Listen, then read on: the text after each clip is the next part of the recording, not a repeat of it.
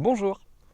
Dans quelques minutes, tu vas voir l'Odyssée de Choum, un programme de 3 courts-métrages d'animation. L'Odyssée de Choum, c'est le nom du plus long des 3 films que tu vas voir aujourd'hui, celui que tu verras en dernier. Mais avant ça, tu vas en voir 2 autres qui sont plus courts. Il y aura d'abord Le Nid de Sonia Rohleder, un film qui se passe la nuit, dans lequel tu verras un drôle d'oiseau qui cherche de la compagnie. Et il va tout faire pour attirer l'attention d'autres oiseaux. Tu t'en doutes peut-être, c'est compliqué de faire un film la nuit, parce qu'il fait noir la nuit, on n'y voit rien. Et justement, la réalisatrice du Nid joue avec l'obscurité pour mieux faire ressortir les couleurs flamboyantes des oiseaux. Alors comme c'est la nuit, il y a des choses que l'on ne voit pas. Et justement, c'est là où tu pourras utiliser ton imagination. Si tu écoutes attentivement, tu remarqueras que les images sont construites autour de la musique. On a l'impression que les oiseaux dansent en l'écoutant. Alors que la plupart du temps, dans les films, c'est l'inverse. C'est la musique qui est construite à partir des images. Ensuite, il y aura un deuxième film, L'oiseau et la baleine de Carol Freeman. C'est l'histoire d'un baleineau, le bébé de la baleine, qui est repoussé par les siens.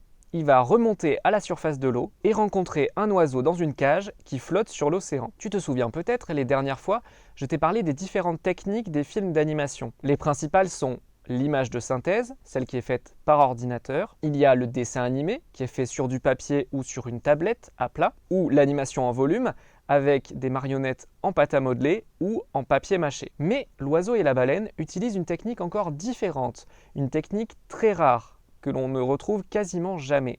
C'est la peinture sur verre. Regarde bien ici.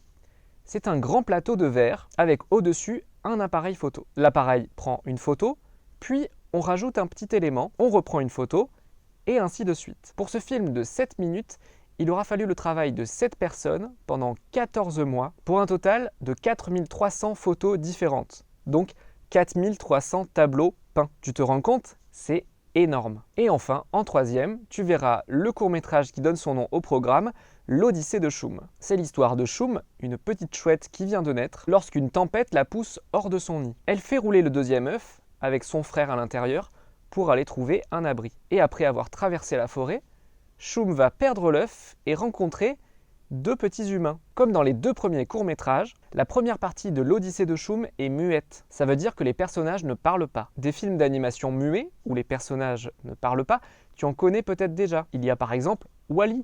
Tu sais, ce film avec le petit robot. Enfin, tu remarqueras peut-être que dans l'Odyssée de Choum, les personnages et les éléments de décor sont dessinés d'une manière originale. Tu ne le remarques peut-être pas généralement, mais d'habitude, dans les films d'animation, chaque élément dessiné est entouré d'un trait, d'un contour. Ici, ce n'est pas le cas. Tu en sais désormais un peu plus sur l'Odyssée de Choum, le programme de 3 courts-métrages que tu vas voir tout de suite. J'espère qu'ils te plairont. Je te souhaite une très bonne séance et je te dis à très bientôt au cinéma.